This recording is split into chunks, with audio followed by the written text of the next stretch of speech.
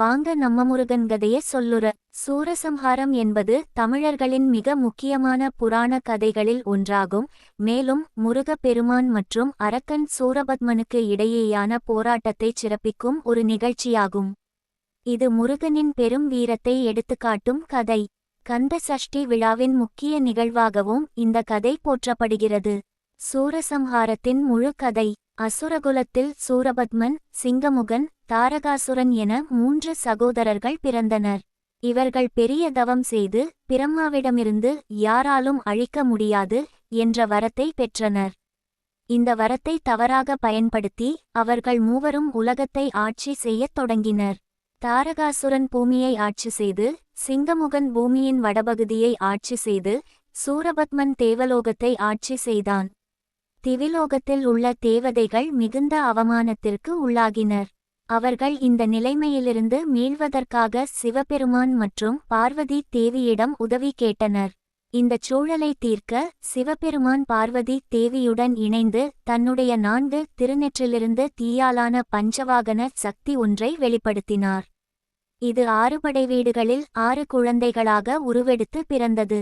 பின்னர் பார்வதி தேவியின் அருளால் அவை ஒன்று சேர்ந்து ஒரு உருவம் கொண்டது. இதுவே முருகன், சுப்பிரமணியர் என அழைக்கப்படும் தமிழர் கடவுள்.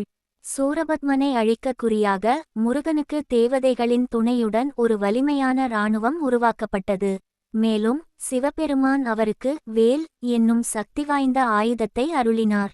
இந்த ஆயுதம் முருகனின் மிக முக்கியமான ஒரு சக்தியாக விளங்கியது. முருகனும் அவர் இராணுவமும் அரக்கர்களின் ராஜ்யத்தை நோக்கி நகர்ந்த சூரபத்மனை எதிர்த்து போரினை தொடங்கினர். முதலில் தாரகாசுரனை முருகன் சென்றார். பின்னர் சிங்கமுகனை போரில் வெற்றி கொண்டார். இறுதியில் சூரபத்மனுடன் முருகன் பல நாட்கள் நீடித்த போரில் ஈடுபட்டார். சூரபத்மன் இறுதியில் தனது தோல்வியை உணர்ந்து தப்பிக்க பல்வேறு விலங்குகளாகவும் உருவங்களாகவும் மாறினான். கடைசியாக அவன் மயில் உருவம் கொண்டு ஒளிந்து கொண்டான்.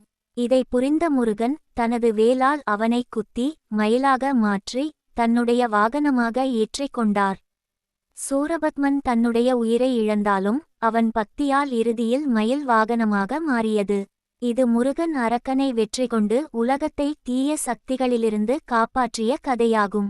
இந்த சம்ஹாரம் தமிழர்களால் கந்த சஷ்டி திருவிழாவாக அனுசரிக்கப்படுகிறது. ஏனெனில் இது சூரபத்மனை வீழ்த்திய நாளாக கருதப்படுகிறது. உங்களுக்கு இந்த கதை பிடிச்சிருந்தா லைக், கமெண்ட், சப்ஸ்கிரைப் பண்ணுங்க.